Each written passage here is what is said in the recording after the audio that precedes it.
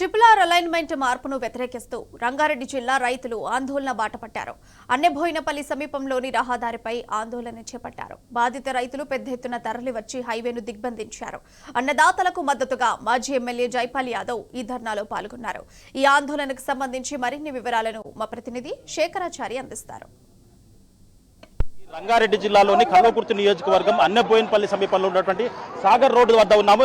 ఇక్కడ నిజంగా భారీగా పోలీసులు మోహరించారు. అన్నదాతలు మా భూములు తీసుకోవద్దు ట్రిపుల్ అని చెప్పేస్తే వాళ్ళను నిర్దాక్షిణ్యంగా వాళ్ళను అరెస్టు చేసినటువంటి పరిస్థితి కనిపిస్తుంది. వాళ్ళకందరూ కూడా మద్దతు మాజీ ఎమ్మెల్యే జైపాల్ యాదవ్ గారు చెప్తున్నటువంటి పరిస్థితి. సార్ చెప్పండి, ఏంటి పరిస్థితి? ఇక్కడ ఒక్కసారిగా అన్నదాత అరెస్ట్ చేస్తా ఉన్నారు, ఏంటి? కొత్తగా వచ్చినటువంటి ట్రిపుల్ వల్ల రైతులకు ఒక శాపం అయిపోయింది.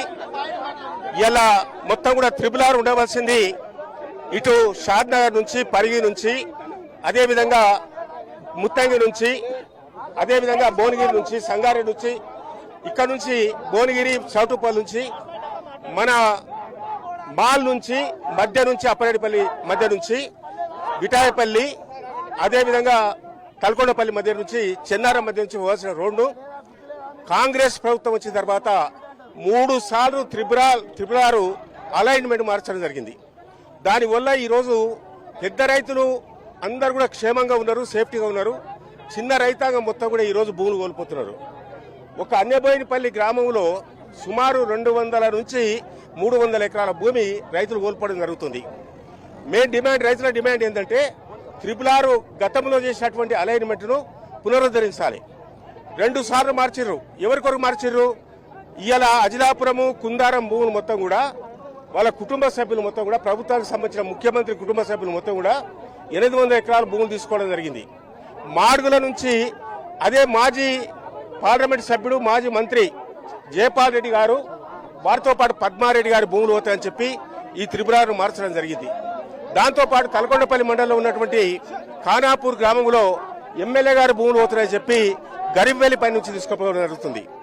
ఈ రోజు ఓన్లీ కల్వకుర్తి నియోజకవర్గంలో అక్కడ చింతలపల్లి, గరివిపల్లి, దాంతోపాటు మేడిగడ్డ, దాంతోపాటు మారేపల్లి, దాంతోపాటు చంద్రానపల్లి, దాంతోపాటు కలకొండ, అన్నెబోయినపల్లి, దాంతోపాటు మాల్, ఈ విధంగా ట్రిపుల్ వల్ల చాలా మంది రైతులు నష్టపోవడం జరుగుతుంది.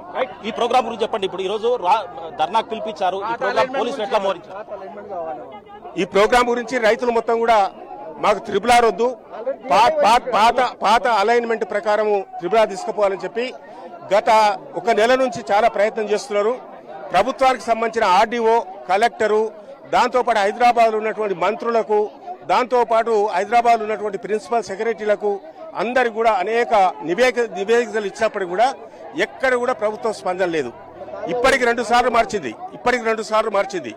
ఆ విధంగా మార్చినందు వల్ల కొత్త గ్రామాలకు చిన్నకారు రైతులు మొత్తం కూడా నష్టపోవడం జరుగుతుంది. ప్రశాంతంగా ధర్నా చేస్తుంటే ఈ ప్రభుత్వము పోలీసుల మోహరించి నిర్దాక్షిణ్యంగా రైతుల మొత్తం కూడా అరెస్ట్ చేసి వాళ్ళ మొత్తం కూడా కస్టడీకి తీసుకోవడం జరుగుతుంది. దీన్ని పూర్తిగా మేము ఖండించడం జరుగుతుందనే విషయాన్ని ఈ సందర్భంగా తెలియజేస్తా ఉన్నాను. ఈ ముఖ్యమంత్రి గారికి చిత్తశుద్ధి ఉంటే పాత అలైన్మెంట్ ప్రకారంగా ఎక్కడైతే గతంలో టీఆర్ఎస్ ప్రభుత్వం చేసినటువంటి అలైన్మెంట్ కొనసాగించాలి, కొత్త అలైన్మెంట్ రద్దు చేయాలని చెప్పి మీరు రైతుల పక్షాన్ని డిమాండ్ చేస్తా ఉన్నాం. మనం ఇక్కడ చూడొచ్చు, ఇక్కడ మాజీ ఎమ్మెల్యే జైపాల్ యాదవ్ గారిని కూడా ఇక్కడ అరెస్టు చేస్తున్నటువంటి పరిస్థితి కనిపిస్తా ఉంది. దీంతో ఇక్కడ ప్రతి ఒక్కరిని కూడా నిర్దాక్షిణ్యంగా పోలీసులు అరెస్టు చేస్తున్నటువంటి పరిస్థితి కనిపిస్తా ఉంది. ఏదేమైనప్పటికీ ఇక్కడ వాహనాలన్నీ కూడా నిలిచిపోయినటువంటి పరిస్థితి కనిపిస్తా ఉంది. మనం విజువల్ ద్వారా చూడవచ్చు. ఇక్కడ మాజీ ఎమ్మెల్యే జైపాల్ యాదవ్ గారిని అరెస్ట్ చేస్తున్నటువంటి పరిస్థితి కనిపిస్తా ఉంది. పోలీసులు తమ వాహనంలో ఎక్కించుకొని తీసుకెళ్తున్న పరిస్థితి కనిపిస్తుంది. చాలా మంది రైతులు ఎవరైతే అడుగుతారో వాళ్ళందరినీ కూడా వ్యాన్లలో ఎక్కించారు. వ్యాన్లలో ఎక్కించడం కాదు, నిర్దాక్షిణ్యంగా పోలీసులు ఈడ్చికెళ్తున్నటువంటి పరిస్థితి కనిపిస్తా ఉంది.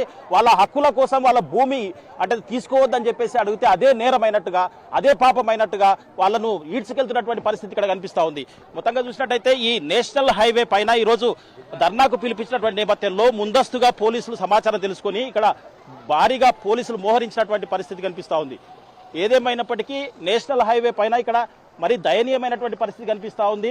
మా భూములు పోతాయని చెప్పేసి చాలా మండలాలకు సంబంధించినటువంటి ఎవరైతే అన్నదాతలు ఉన్నారో వాళ్ళందరినీ కూడా ఇక్కడ ధర్నా చేస్తుంటే వాళ్ళందరూ కూడా తీసుకెళ్తున్నటువంటి పరిస్థితి కనిపిస్తా ఉంది.